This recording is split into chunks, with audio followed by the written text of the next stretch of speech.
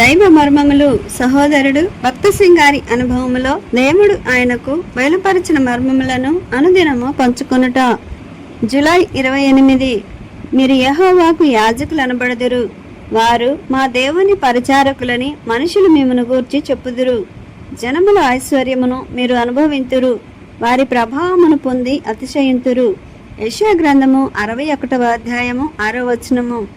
35వ శిఖరము. దేవునికి మీరు యాజకులుగా నుండగలరు. యాజకునికి రెండంతల ఆధిక్యతలున్నవి. ఏ అవసరము కొరకైనా దేవుని యొద్దకు వెళ్ళి మొరపెట్టవచ్చును. రెండవది, దేవుని వర్తమానమును ప్రజలకు ప్రకటించుట. యాజకుడు దేవుని సన్నిధిలోనికి వెళ్ళి ఇతర ప్రజల అక్కరల నిమిత్తమై కూడా వర్తమానము కొరకు కనిపెట్టవచ్చును. విశ్వాసులే ఇప్పుడు దేవునికి యాజకులయ్యున్నారు. ఏ సమయంలోనైనా ఎట్టి అవసరత కొరకైనా దేవుని సన్నిధిలోనికి వెళ్ళు హక్కు విశ్వాసికున్నది. ప్రభువైన యేసుక్రీస్తే మన మధ్యవర్తి అయ్యున్నందున మరి యొక్క మధ్యవర్తి మనకు అవసరము లేదు. దేవుని యాజకులమై ఉన్నందున అట్టి స్వేచ్ఛ మనకు ఇవ్వబడి ఉన్నది. హెబ్రీ పత్రిక 10వ అధ్యాయము 10వ వచనము.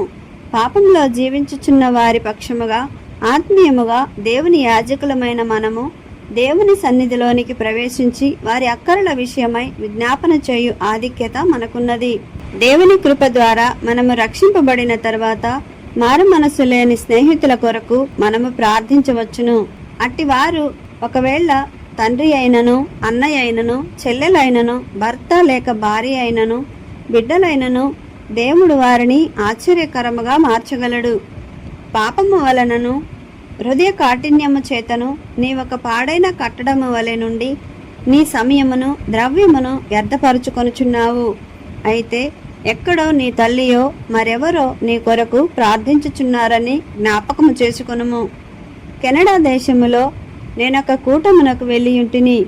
చాలా సమయము వరకు నాకు వర్తమానము దొరకనందున ప్రార్థించుచూనే యుంటిని. నా బైబిలు తెరచి చూడగా నాకు ఈ మాటలు కనబడెను.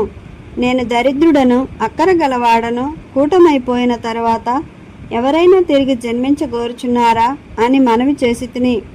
అప్పుడు ఒక మనిషి నా యొద్దకు వచ్చి, ఈ సాయంకాలమే నేను తిరిగి జన్మించగోరుచున్నాను అని చెప్పెను. నేను అతని కొరకు ప్రార్థించిన తర్వాత అతని సహోదరి వచ్చి, నీకు తెలియకపోవచ్చును, నేను ఇతని కొరకు చాలా కాలము నుండి ప్రార్థించుచున్నాను, దాని ఫలితమే ఇది అని చెప్పెను. ఆ రీతిగా పట్టుదలతో కూడిన మన ప్రార్థనల ద్వారా పాడైన అనేక జీవితములు తిరిగి కట్టబడగలవు.